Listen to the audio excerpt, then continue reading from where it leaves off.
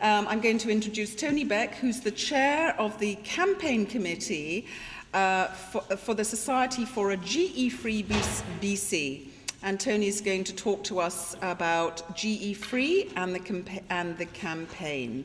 So, Tony, welcome. Good evening, Victoria. As Carolyn said, this is a 6-stop tour. We're calling it the Rolling GE-Free Tour, or the Rolling GE-Free Review. GE-Free BC is a social justice network across the province.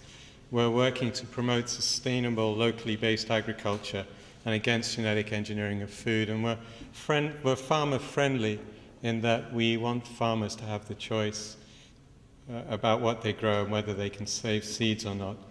We like to see more small community-based farms and much, much less control of our food supply.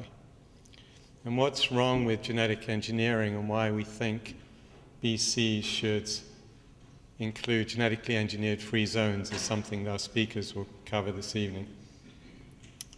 Just to give you a couple of minutes of background about GE-Free BC. Over the last few years, we've supported a national campaign against Terminator seeds. And for that campaign, we lobbied MPs in 16 ridings.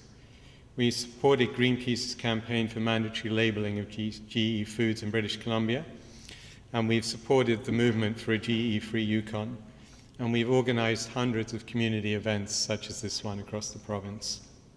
As we go on our tour, we're going to be meeting with local politicians, national politicians, farmers, and others to talk to them about the need for creating GE-free zones. And we also plan over the next 6 to 9 months to dialogue with farmers who are growing genetically engineered foods to discuss with them alternative business plans to weed them off growing those crops. We're made up of a steering committee of 10 volunteers, and we draw on the support of hundreds of activists in communities across British Columbia. And we're an entirely volunteer organization. We depend on events such as this for our funding. There is information on GE-Free BC at the back on the table. There are membership forms as well, and we have a website which is gefreebc.org.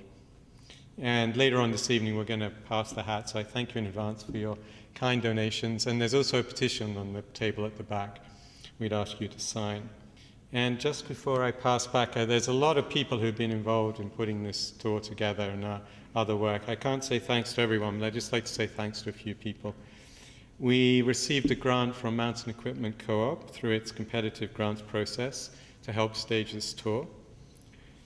And thanks to the organizing committee, Josh Brandon from Greenpeace, Robin Roth, Julie Emerson, particularly Ava Waxman for putting together the events at the Organic Islands Festival and the event this evening, to Doug Rowland, to in Courtney, to Yves Fouquet and Gayleen Raywald, in the Kootenays to John Steinman and Kim Charlesworth, to Nigel Tunnicliffe, Tom Rudge, and Phil Vernon and others. I won't go on. And we've only been on the road a couple of days, but my favorite part of the trip so far is listening to Percy and Louise Schmeiser chatting about their never-ending world tour against genetic engineering. And Percy will say something like, well, a couple of years ago we were in India and we had a 16-city stop and we were with someone or other. And Louise will interrupt him and say, no, that wasn't India, that was Russia. And Percy will say, oh, maybe it was Tanzania or somewhere like that. Okay, thank you very much. I hope you enjoy the evening.